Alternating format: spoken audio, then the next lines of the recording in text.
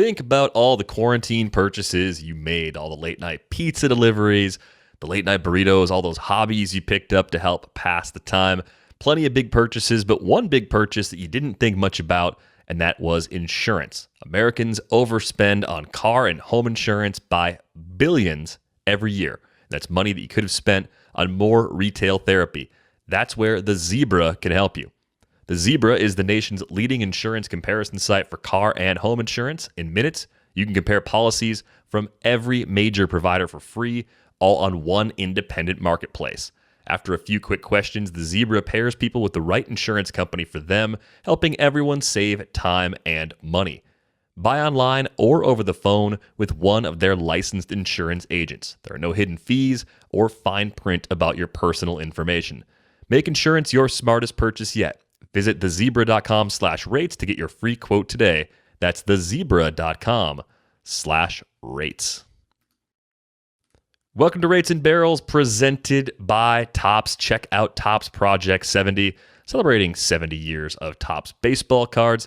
Derek Van Riper here with Eno Saris. It is Wednesday, June 23rd. We have seen the Wander Franco debut, and there have been a lot of amazing trades going down in some of your leagues out there. So we're going to kind of dig into an extreme version of Would You Rather, just one day into the major league career of Wander Franco. But sometimes it's the absolute best time to move a player in short-term leagues and long-term leagues. Lots of different angles there. We're also going to talk about whether we quantify injury risk appropriately on the heels of some more injuries, of course, from the last couple of days. And we got a spin-related question that we're going to get to on today's show as well. Happy Wednesday. How's it going for you today? Good. Tomorrow is my birthday. And so tomorrow I will be going out to a nice sushi dinner.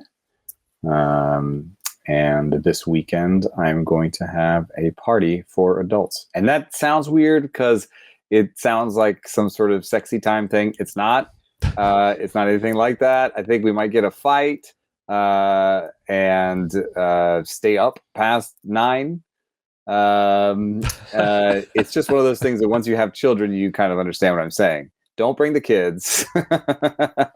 And we have enough beds here that, a lot of them can stay over. So we're going to have an adult sleepover, which again Boy, sounds bad. That's I can't find the right words for this. At least you're hearing it. I mean, at least you in your own head, you're hearing this. This doesn't sound quite right. I don't know what the name is. I mean, I guess somebody's shouting at the radio. It's called a party, dude. Yes, it's just called a party. We used to have them.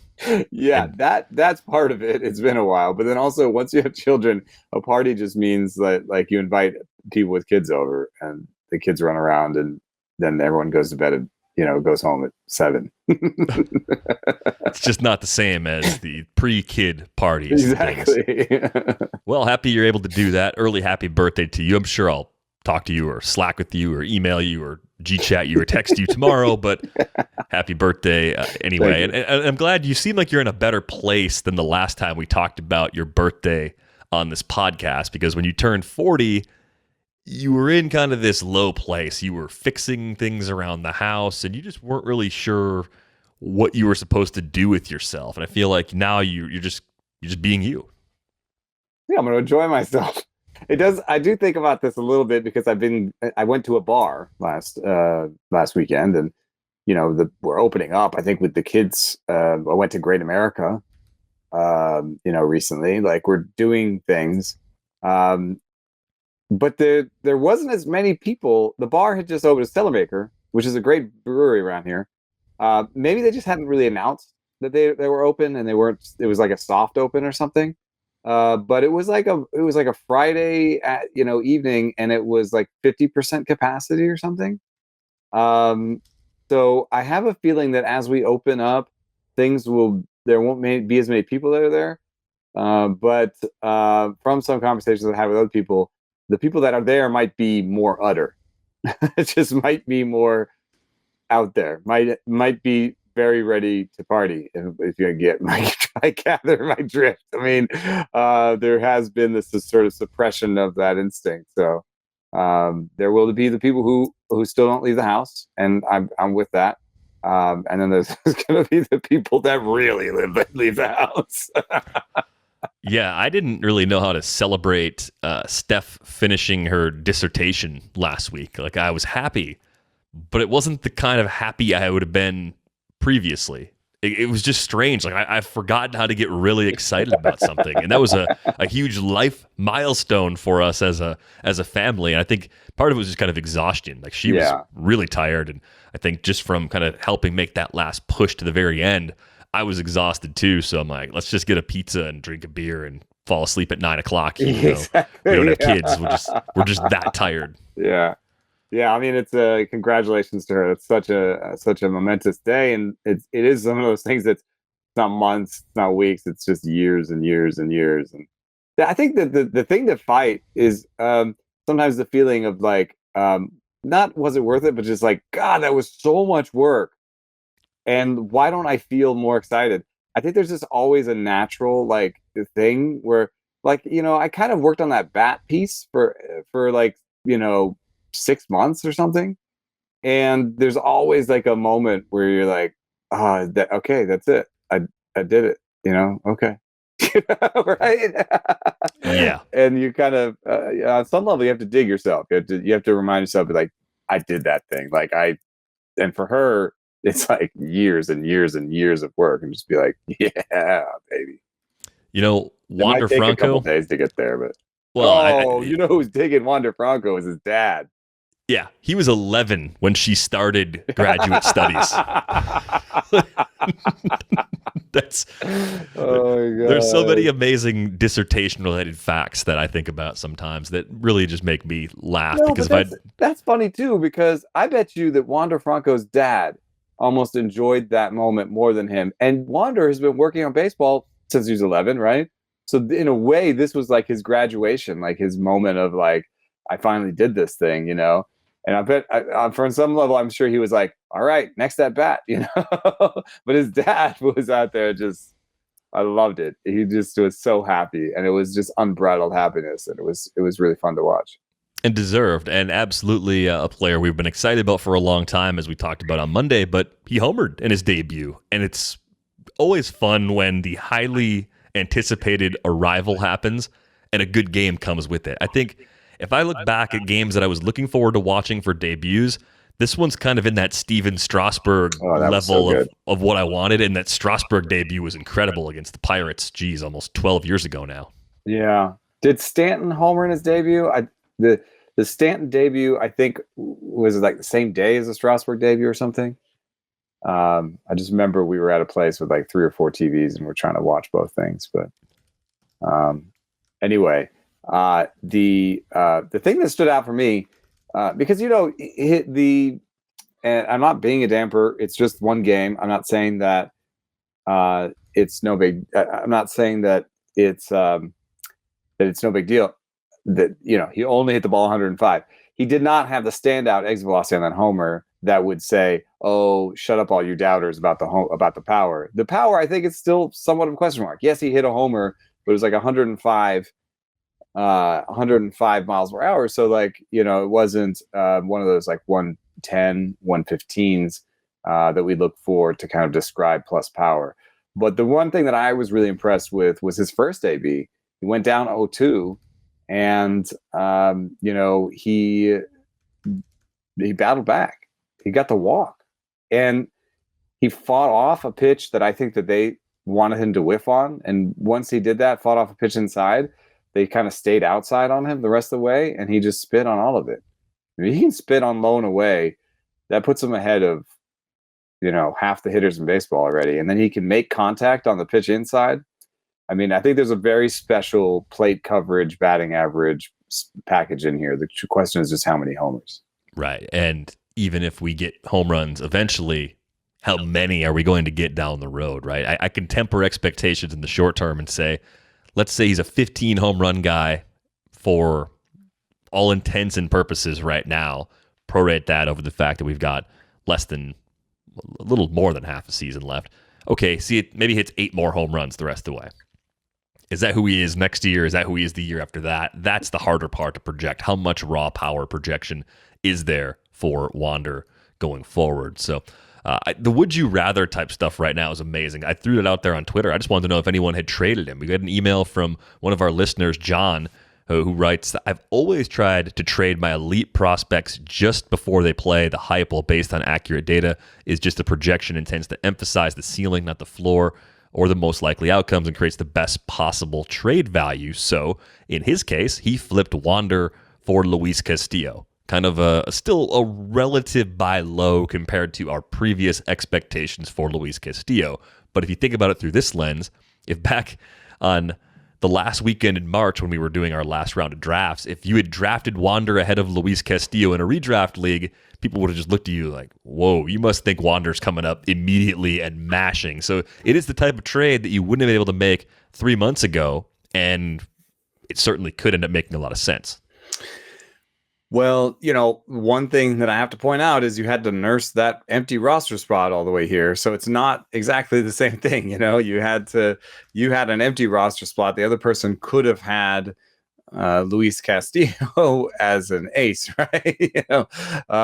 So even if the strategy works going forward, in order to enact it, you have to nurse a roster spot along. You have to give up a place that could be giving you production of some other sort. You have to get a little lucky with injuries, that you didn't have to use that roster spot. It works a little better in places with unlimited IL or a lot of IL spots, because then you can sort of protect that bench spot easier. I think that it generally works better with prospects sort of below the top 5. I was looking again at the bust rates for my article on Wander this week, and I was looking at the bust rates, and the bust rates for top 10 prospects were really low. The bust rates were on the order of 15%, if I remember correctly. And so if you get a top 5 prospect and 4 out of those 5 end up not busting, they're much more likely to be superior. So you could be trading out of a really nice situation. But if he's talking redraft, another thing that Derek Carty said that's really interesting is just that, like, we're talking about 1 year. So, in a keeper league, trading away Wander right when he debuts is more risky, because if you're doing this, you could be giving up a superior talent. But in a redraft, which I'm sort of getting that's the feeling I'm getting from him, is it's a redraft idea. Wander Franco could be amazing and could just struggle in his first year. Right. And so it could be a Mike Trout situation where, in the next year you draft Mike Trout early because he's a great prospect, and who cares if he struggled in his first 100 plate appearances, but he's, prospects are likely to struggle in their first plate appearance. Yeah. And I think focusing first on the redraft aspects of this, I think the theory or just the concept that is executed by John and a lot of people out there who decided to trade Wander, that generally makes sense to me, because you can get excess value. Wander can be good, but the player you can get back can still be better in a lot of cases. Like Castillo could be a $20 guy the rest of the way. Wander could be a $10 guy the rest of the way. And you made a good trade, right? If you needed pitching, you used a guy to get it, and you probably had someone playing in the middle infield before Wander came up anyway. So, it wasn't like you completely missed out. You actually did better than what you would have done had you just stayed put. Like I totally get that. I think that makes a lot of sense. Here's a really cool little graphic that Cardi put, on Twitter that is super relevant to what we're talking about here. He has top 10 prospects from 2009 to 2019. And he just sorts them basically into struggled, did pretty well, crushed, right?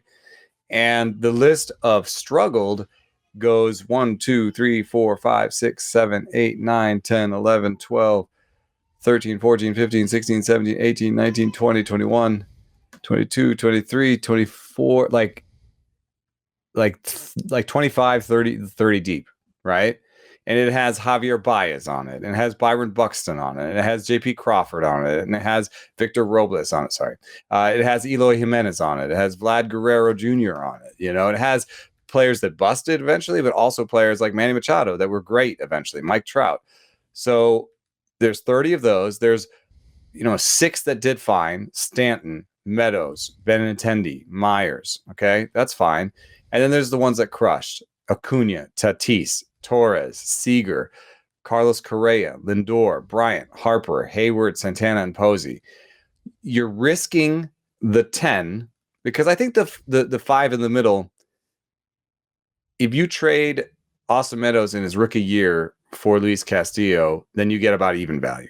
You know what I mean? If that's what Wander Franco does, if he just plays his projections, if he just plays, hits like 275 with 8 homers and 5 stolen bases the rest of the way, something that would fit in his projections, right?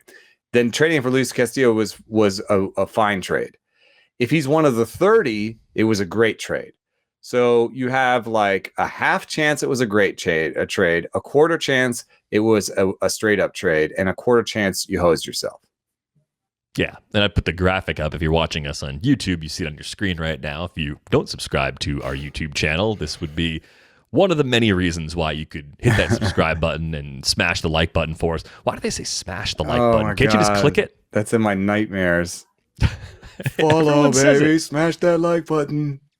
And that's just what you have to say. Unspeakable. Yeah. It's unspeakable. Right. So I do think this is the right way to think about what you're doing here. And I just thought the other fun exercise is to just look at some of the deals that people are actually making right now, aside from that Luis Castillo trade. The Twitter thread responses I thought were generally pretty good. There were some pretty fair deals. There were a couple really strange ones. The one that struck me as the most bizarre, there was somebody in a league who dealt Wander plus Kyle Hendricks for Whit Merrifield. And Whit Merrifield is more valuable than we probably give him credit for because of the steals, right? I mean, 20 steals at the time that the trade happened. Like that alone, like, do we think Wander's going to provide more 5x5 value than Whit the rest of the way? Like that is hard to do because of that unique categorical contribution. I mean, maybe there's some positional aspects, but Whit has some second base eligibility, so you'd have to really have a huge need for power at shortstop, I think. And you might not even get that much of it immediately from Wander, too. So I actually like that trade quite a bit on the Whit side in a redraft league, just because steals are so hard to get. If Wander was your way to get those steals, I think you did something pretty good in most cases. By the Bat X rest of season projection, Whit Merrifield is a top 20 bat, or just a back end top 20, about the same as Nelson Cruz and Pete Alonso, basically a $12 player. A lot of these trades are keeper ones. Here's one more redraft one from Christian. Christian was offered Chris Bryant, Mitch Haniger, Julio Rodriguez, and Josh Young for Wander and Matt Chapman. And that's a 12. This was actually a dynasty, so this was also not a redraft league. But that Wander, to me, what he did? He did Wander and Matt Chapman for what? He was offered Bryant, Mitch Haniger, Julio Rodriguez, and Josh Young for Wander and Matt Chapman in a 12-team dynasty. No, I don't think so. I keep Wander. Julio makes it the hardest, but if you take Julio out of it, it's like an easy no. You want to give me Haniger, and you know what I mean? Yeah. So with Julio in it, you could, if you just believe in Julio and you think that Julio is basically the second best prospect in baseball, which some people believe, then you might do it. But it'd still be giving up the first best prospect in baseball. So are there any of those dynasty leagues trades or keeper league trades that you would do? Because I'm kind of on the opposite end where I'd be like, it'd be pretty hard to pry Wander from me in a keeper league.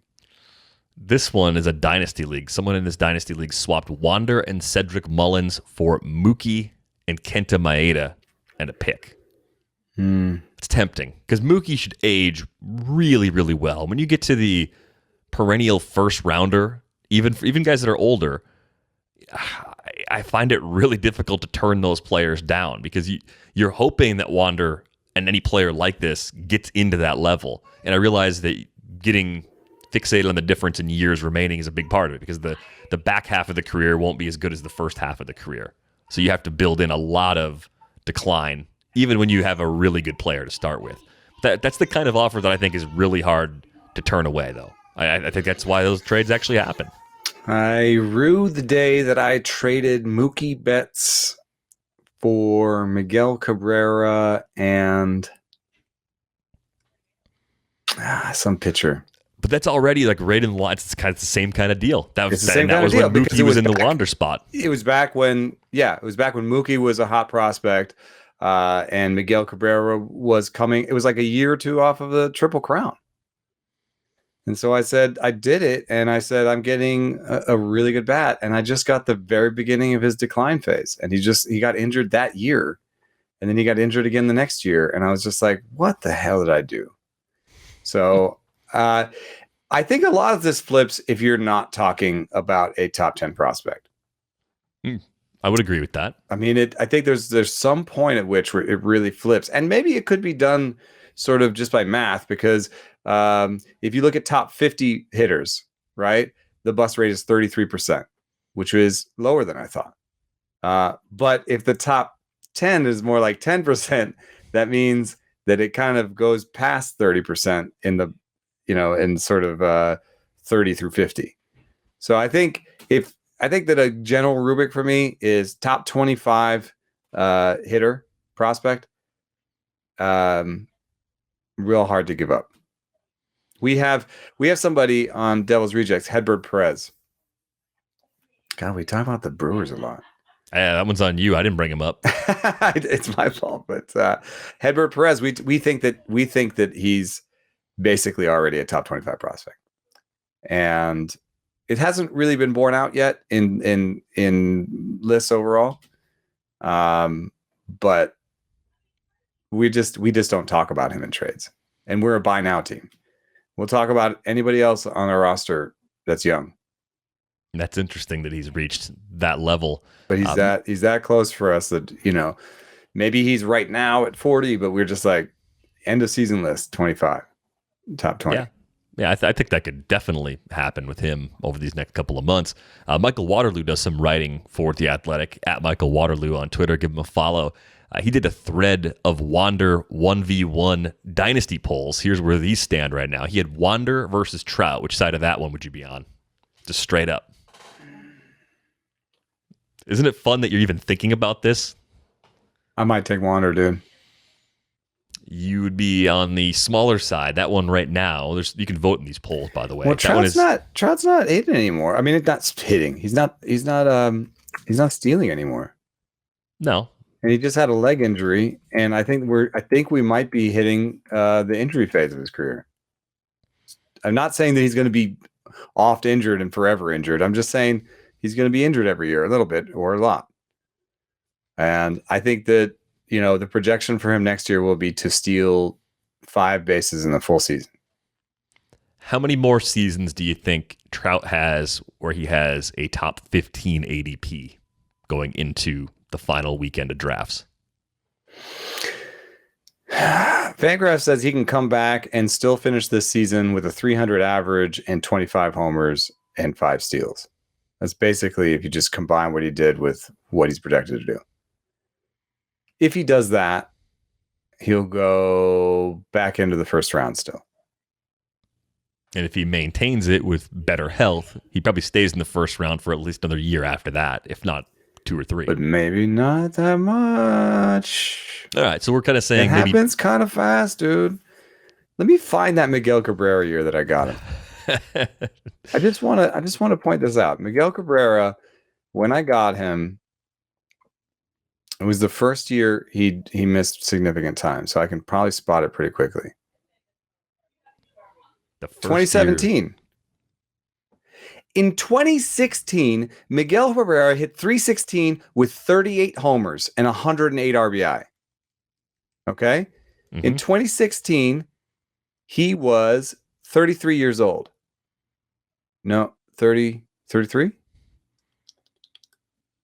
Do you think he made this trade in 2016? So that was right as Mookie Betts was reaching the top end Mookie Betts levels for the first time. Yeah, and it was the first time I wasn't sure he was going to maintain that power, and he gave me Miguel Cabrera and like a bunch of other players, you know? So I was like, oh, this will make my whole team better. How old? But why can't I do this math? He was 33.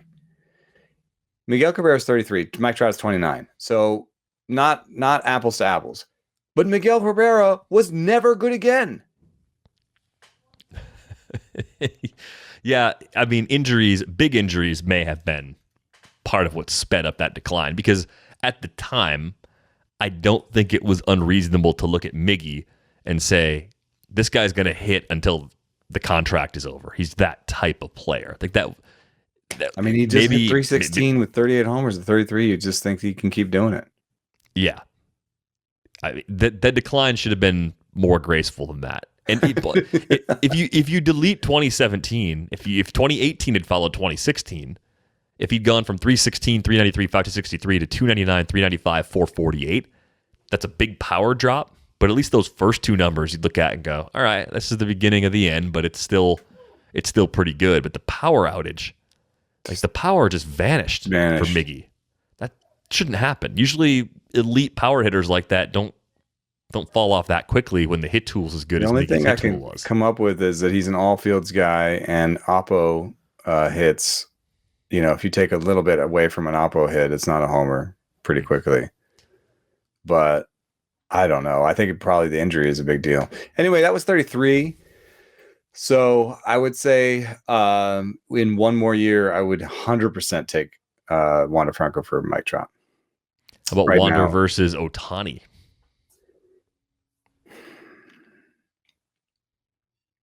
That one's really hard.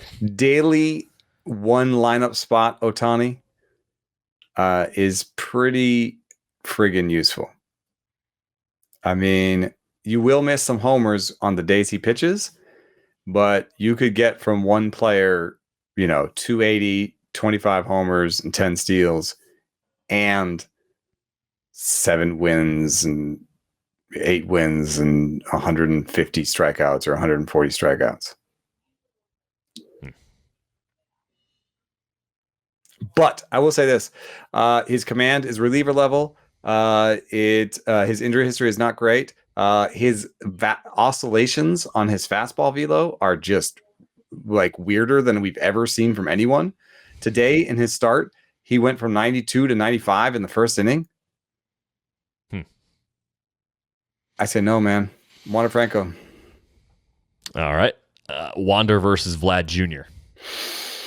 Well, see, now you're getting a guy in his peak who's going to give you the batting average and has already shown you he's giving you the power. So I think I'd take Vlad. Yep, that's where the masses are too. I think I'm slight edge Vlad. I don't think it's as much of a landslide as the poll results indicate. Were you on the other two? Indicate. You didn't give me your opinion. You take Trout and you take Ohtani? I think I would take Trout.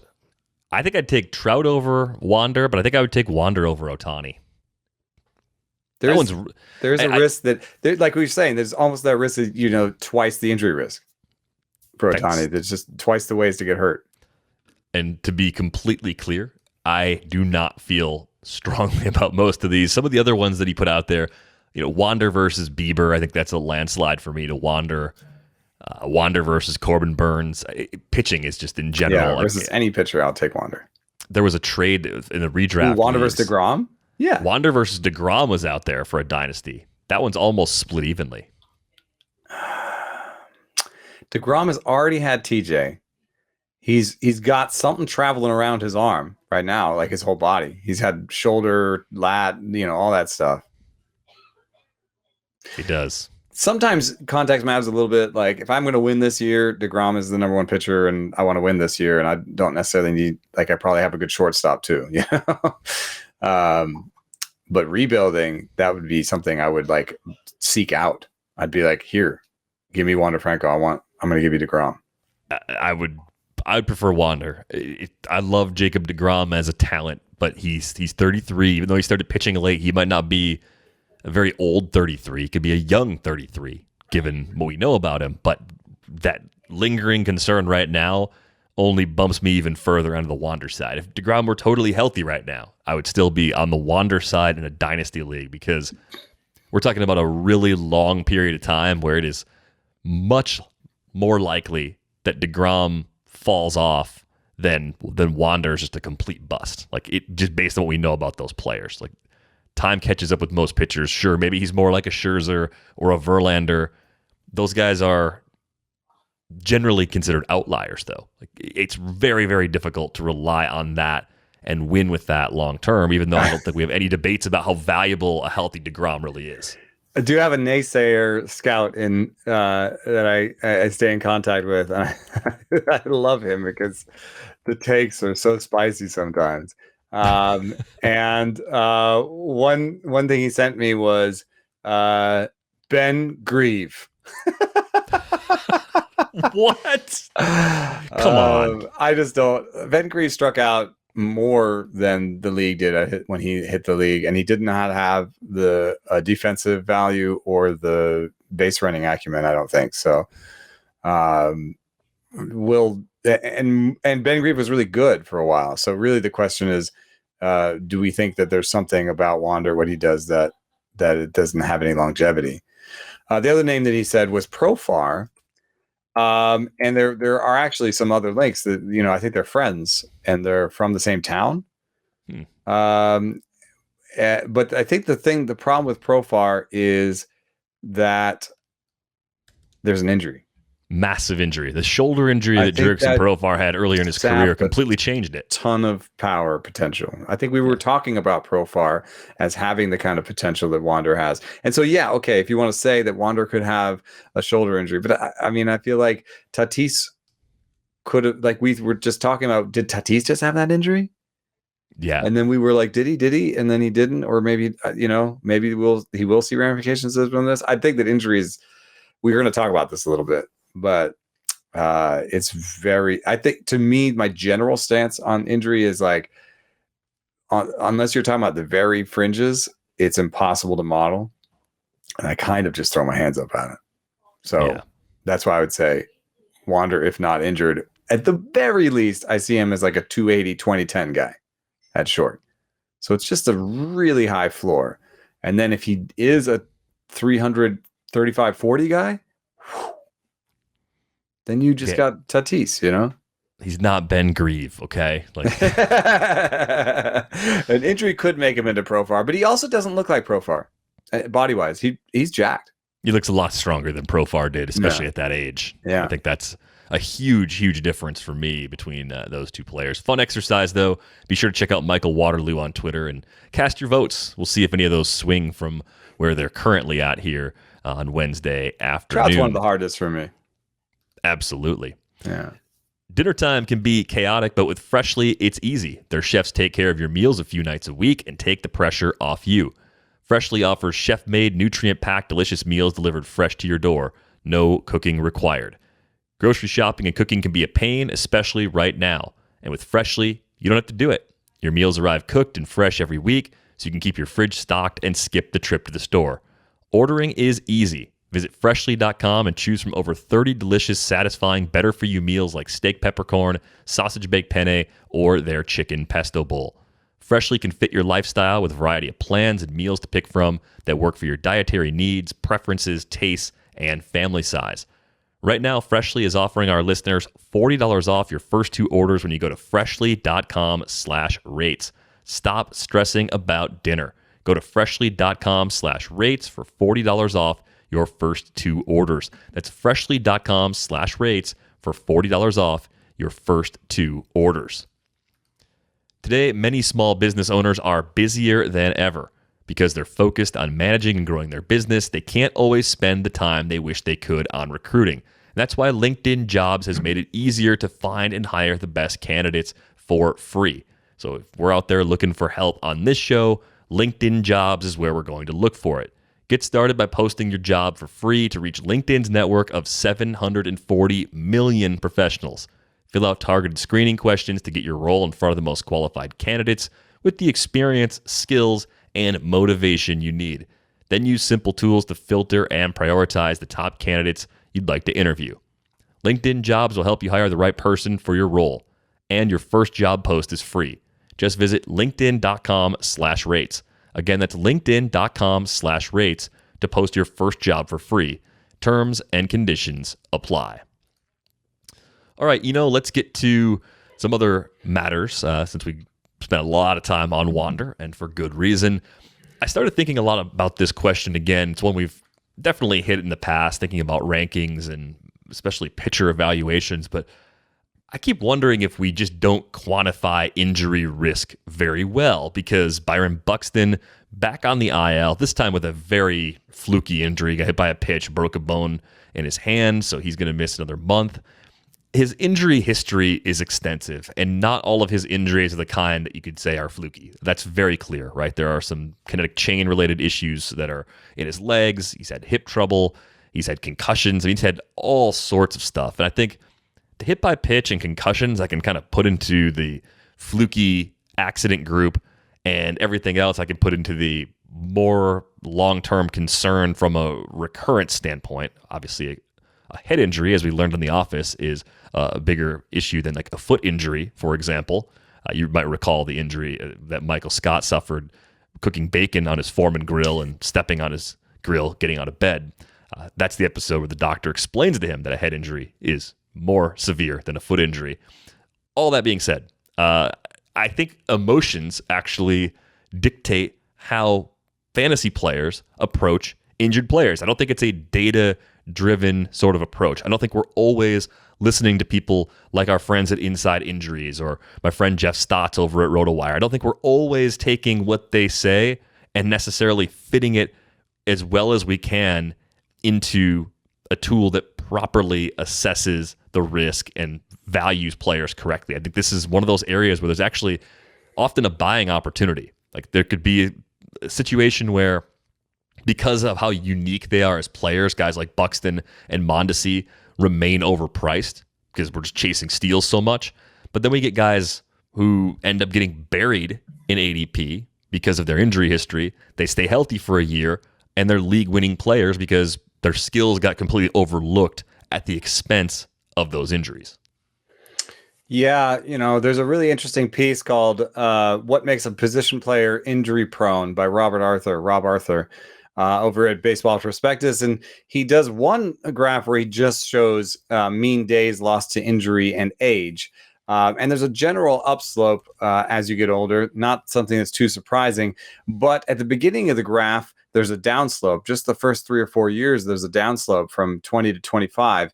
And I think that there's some aspect of sort of getting to know how to play a 162 game season that may cause some fatigue injuries or even you're still growing a little bit. I mean, one of the injuries that Tatis had to his back was a injury that happens when you're growing and playing a repeated stress sport.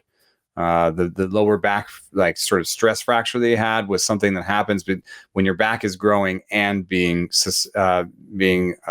used in like a sort of professional sport environment. So I could see there being sort of growing pains for some players, and then they show that they weren't injury prone, right?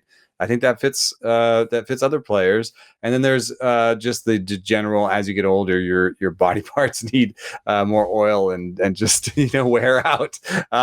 And so that part is interesting. But then the other part is interesting. He tried to make a model where he used how many times you were injured last year, the year before that, and age, and put them all together.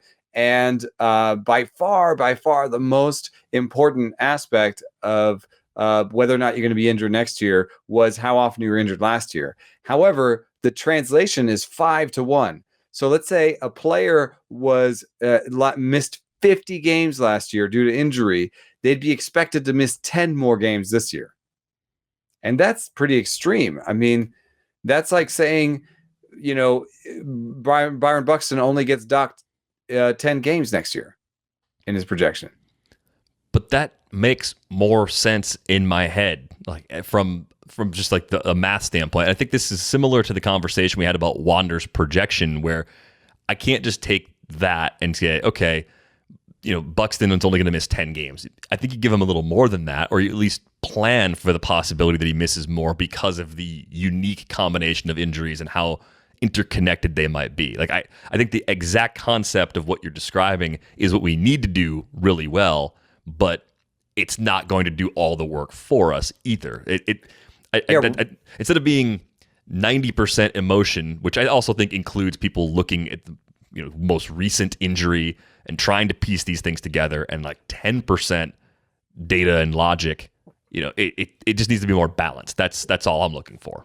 Yeah, and there is a lot of room for improvement in this, and maybe Derek Rhodes over there will do some of this work, because Rob himself in the piece says there's a big difference between a hamstring injury, a torn hamstring, or being hit in the face.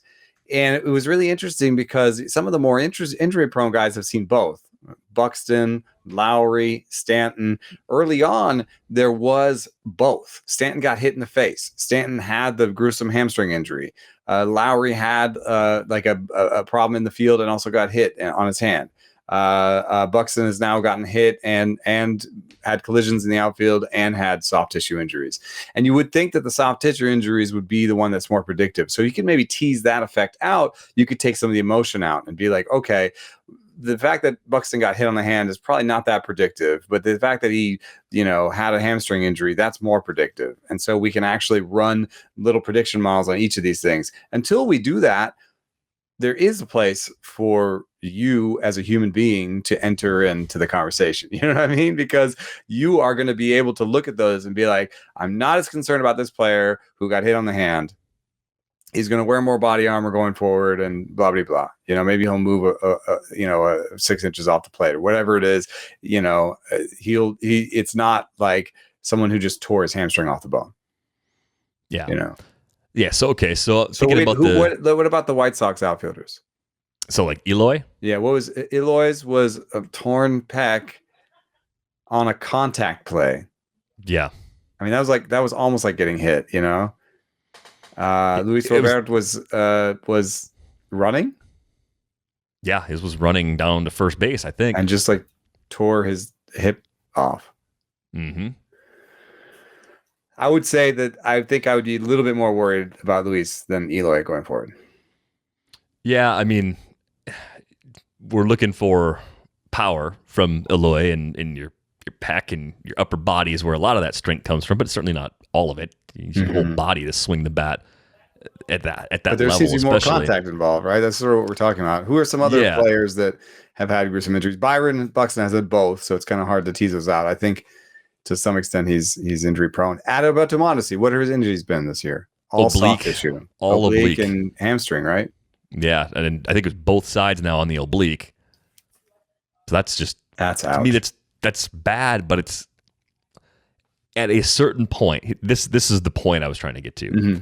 At a certain point, the risk reward makes sense to still draft those players. It's not they were hurt all year last year, stay away. It's how early are people willing to take them? If they're jumping too early because Mondesi could still steal 50 bags next year, all right, if he's a third rounder next year, an early third round pick, that might still be too early based on early for me. What we know about his health history paired with the skills.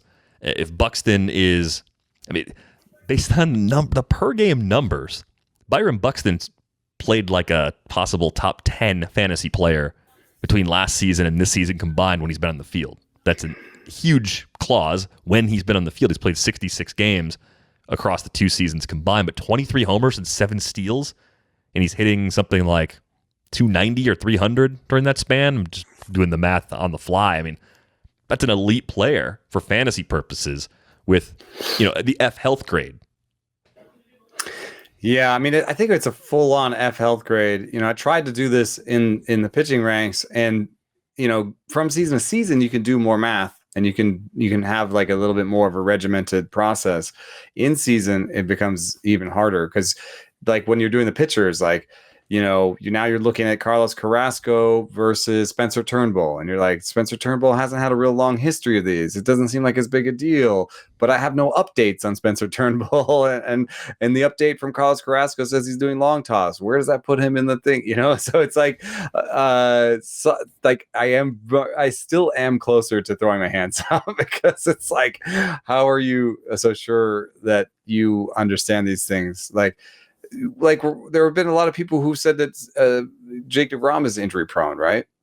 And had more injury risk, which is playing out, but at the same time might not. I mean, he might have like 150 innings of a 0.6 ERA this year and break records. So, yeah, it's really, really tough to do, I guess, is the answer. And I think that in your first 3 rounds, I think maybe something that Christian Yelich is teaching us and Cody Bellinger is that maybe in your first 3 rounds, you want no questions.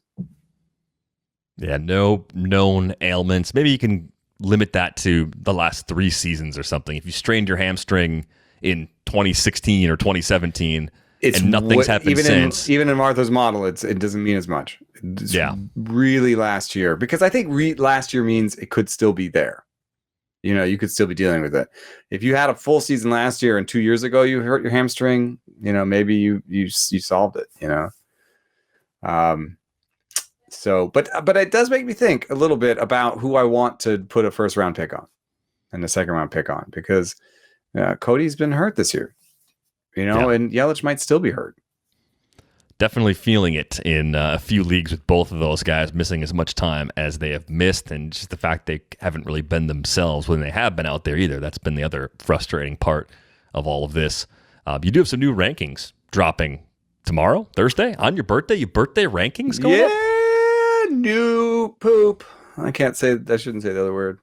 I'm trying to do the DJ Khaled. New poop. That didn't work. Don't have kids, man. It just turns you into like the worst version of yourself. Anyway.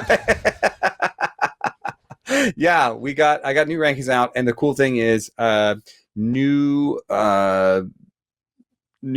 sort of inner workings for Stuff Plus, a little bit of work we've done on that. That does a couple of interesting things. One thing it does is it splits all of the different outcomes that we're trying to predict. It splits them apart. We used to kind of try to predict strikes and try to predict balls in play as sort of 2 big groups. Now we've split those into like singles, doubles, triples, and called strikes and not singles, doubles, triples, fly balls, ground balls, that sort of deal. So like what type of batted ball and called strikes versus swing strikes. And I think that's going to get at a little bit of maybe weak contact, which is something that everyone's always chasing and no one's been able to really nail down. But I think that we do know that different parts of the strike zone, different movements, produce different exit velocities and launch angles. So there's got to be some stuff that sinkers do have a lower slugging percentage than 4-seamers. There is some suppression to be had out there. So Sean Manaea, for one, has stuff that just sinks everywhere, and in the first model it said it stinks, and the new model says no, it sinks. And it's really interesting because I've been poo-pooing Sean Manaea, and this one kind of stings a little bit, but I had to push him up because the bat has him ranked as the 17th best starting pitcher going forward, and now he has a 103 stuff and a 101 command there, and he has a great home park with enough patsies on the schedule that it probably is right to have him at least top 30, top 35. I'm sorry if you missed out on Sean Manaea because of my idiocy. But you always work on the model. You always try to make it better. I'll have a list of biggest movers out there. Oh, what's another thing we did? We defined fastballs differently. It's your top 90%, your 90th percentile and higher in velocity. So it can be a cutter or a sinker or whatever. So we don't have to play that game of, how to define your stuff. And then what else do we do? Oh, we added gyro spin. We added spin efficiency, so low and high spin efficiency could be a boon because we know that some sliders with gyro spin do well. those kind of 0-0 rifle sliders, gyro sliders. And so that helped some people. So I'll have biggest movers out there. I'll have them all in the ranks. The new stuff plus for everyone to see.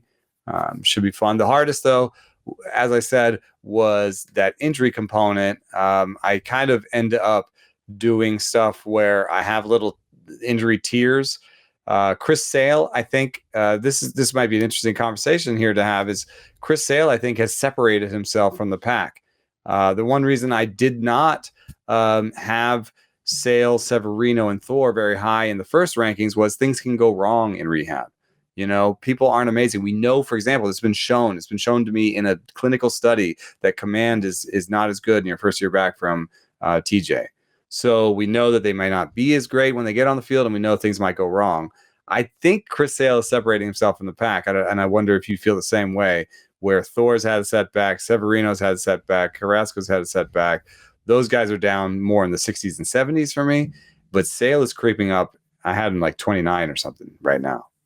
Yeah, it seems like he is making the most progress, which is strange because back during draft season, he looked like he was going to be the slowest of the group to return. Yeah, there was bad news about him, I thought, all the time. And Thor was the one that was pushing the rehab, but maybe Sale just going slowly worked for him, Yeah, it's definitely one of those things where they all seemed like they were pretty clearly on their respective paths, and every path changed in a pretty significant way in the last few months. By the way, if you don't have a subscription to The Athletic, $3.99 a month gets you in the door at theathletic.com/rates and barrels. Pretty awesome interview that Britt Giroli has with Commissioner Rob Manfred that went up on Wednesday as well. So, that was another thing about trying to do rankings in the middle of spin rates dropping everywhere. That'll be reflected in some of the stuff numbers, because spin rate actually ended up in this new one being one of the top 3 features. And so I find that pretty interesting as spin rates are dropping. Oh, and another thing we did was we now define fastballs on a game-by-game basis. So your stuff is defined off of your fastball in that game. And so that will allow us to be more reactive to spin rate changes as they're happening. But I will say my method of trying to find 2 standard deviation guys that have changed has produced something like 30 starters that have dropped the hard goo, 30 pitchers that have dropped the hard goo, which is really about 5 to 7 starters. I hesitate to name them because I don't want to scapegoat them. I think it's a little unfair for a rule that just began being enforced in the middle of the season. And I don't like the piling on, especially in a thing that has been done for a long time that we're trying to get through. I'm sort of trying to be like, let's all do this together and bumble our way through it. But I understand that somebody in fantasy wants to know, what's going on. So all I can say is ask me for the stuff card. I'll give you the stuff card, and spin rate is in there. You can see some of the biggest movers will have some of these names that we're all talking about. But I also will say that Max Bay is trying to do a really stringent kind of statistical approach to finding spin rate droppers, and his number of spin rate droppers is way lower than mine. And we haven't caught a single person. So maybe it was less pervasive than we thought. So that's sort of where I'm thinking about this whole thing right now. Is it's a poop show. First of all, the whole Max Scherzer getting super mad. Oh man, I mean we weren't going to bring that up in detail today, in part because I think we're going to see some more things happen between now and Friday, and we're 2 days in to the enforcement. But yes, the 2 Pitchers images, taking their pants off. the 2 images that are frozen in everybody's mind. Max Scherzer, very angry, screaming, as he's coming off the mound, yelling at Joe Girardi, and then Sergio Romo just like rapid fire taking his belt and stuff off, and those things are stuck in our minds. But you had plenty of other checks that went fine. Pitchers just saying, okay, sure, whatever, no big deal. Joe Kelly offered to let the umpires check out his glasses. They didn't even ask. Just all sorts of stuff like that too. And one thing that occurs to me though, while we're seeing this, is they're being very regimented. They're looking at 3 things. It doesn't seem that hard to think of a 4th place. Am I wrong? No, you're not. You're not wrong. I mean, have they looked at the single back of the neck? I haven't seen that myself yet. I think a lot of guys have that hair, the longer hair coming out of the back, and I think that's a spot where you could pick up the hat, get in there, and just fix the hair a little bit, and your hair's covering it. It's mixed in. And what's amazing about that too is once you take your hat off, if you have long hair, it spreads further and covers it even more. Mm-hmm. So I don't know. I've been that part. It seems like theater to me. It almost seems like we have different kinds of theater in our life, safety theater and so on. This kind of almost seems like theater to me. Yeah, trying to make it look like the enforcement is happening and will crack down. I mean, that would actually be a satisfactory explanation for the difference between the number of people that you suspected to be using tacky substances versus the ones that are showing those drops in spin rate. We might be crossing, in my more liberal look at it, we might be crossing 10% de-gooping fully, 2 standard deviations. We definitely thought it was more than 10%. Way more than 10%. Well, my first reporting was 75% are using something plus, but that wouldn't necessarily give you the 300, RPM that would give you this 2 standard deviation drop. So when in a recent report with Britt, we asked, who's doing the harder stuff, who's doing the spider tack and stuff, and that was more like 30%. But even at 30%, we're not there. And are we going to get there we're in the middle of it, so it's kind of hard to tell. Are we going to get there? There are people quitting every night. Every night there's somebody quitting. If you want to go to Savant, you can go to the little graph, the first graph on the player page, and you can either go to their player page during the game and it shows their up and down spin rates very easily, or if you want to look at a player over time, you go to their player page, there's a graph, you can get average spin rate per game, make it within 2021, because you won't be able to see it if you make it over their career. Make it within 2021 and by game, and it'll pop. You'll see it. Put some names in that you think are there, and you'll get a couple of them.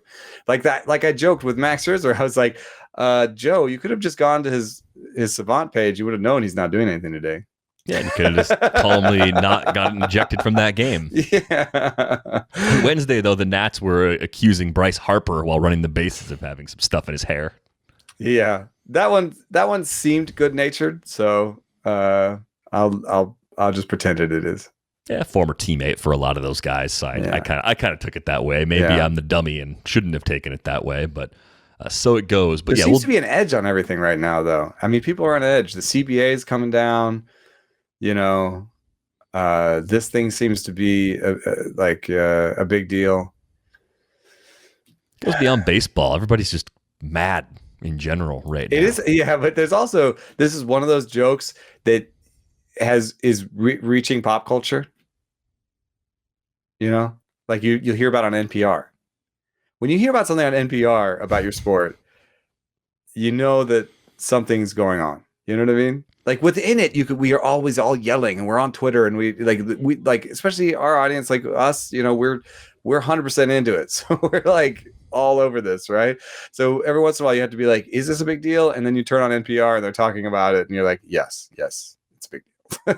Yeah, when All Things Considered is talking about the sticky stuff in baseball. Yeah, I think they made a spider tag joke on All Things Considered this week.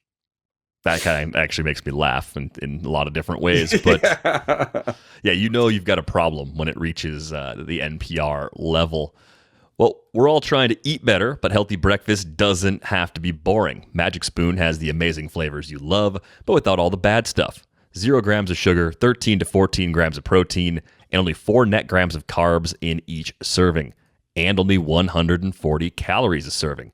It's keto-friendly, gluten-free, grain-free, soy-free, low-carb, and GMO-free. And you can build your own custom box with available flavors, including cocoa, fruity, frosted, peanut butter, blueberry, and cinnamon. Go to magicspoon.com/rates to grab a custom bundle of cereal and try it today. And be sure to use our promo code RATES at checkout to save $5 off your order. Magic Spoon is so confident in their product, it's backed with a 100% happiness guarantee. So if you don't like it for any reason, they'll refund your money, no questions asked. Remember, Get your next delicious bowl of guilt-free cereal at magicspoon.com/rates and use the code RATES to save $5 off. Thank you, Magic Spoon, for sponsoring this episode. If dreams of vacations and enjoying the fun of life are turning back into a reality for you, don't let concerns over financial setbacks keep you from saying yes. Credit Karma helps keep your financial goals in check so you won't have to hit pause on a good time ahead. Credit Karma's game-changing technology shows you tailored offers for credit cards and personal loans that you're more likely to be approved for, so you can apply with more confidence. They use your credit and other financial information to show you custom recommendations. Whether you want cash back, travel rewards, or to consolidate debt, Credit Karma can help you find the offers that fit your goals. With a selection of options and approval odds, you have the power to make informed decisions. Credit Karma. Apply with confidence. Go to creditkarma.com/podcast, learn more, and find offers tailored just for you. That's creditkarma.com/podcast, or you can see your offers on the Credit Karma app. Apply with confidence today. Go to creditkarma.com/podcast or the Credit Karma app. All right, speaking of spin, the question that came in over the weekend for us was about Corbin Burnes and his start at Coors Field. And the question came from CK, by the way. So thank you to CK for bringing this up.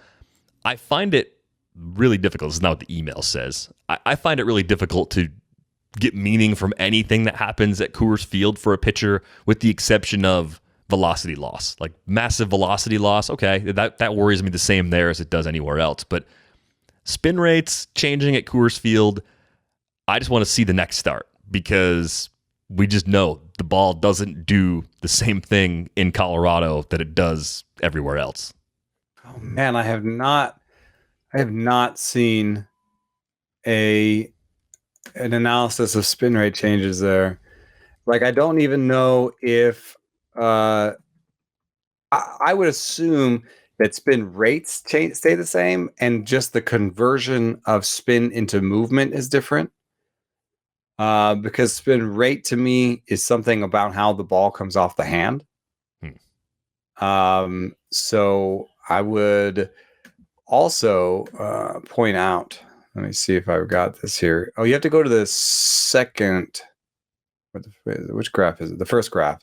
First graph that gives you more. But if you do average spin rate in 2021 by game for Burnes, you see a pretty massive drop that did not start in Coors. Let's see, his cutter on May 19th had a 29.48 and it had been steady at 2,900.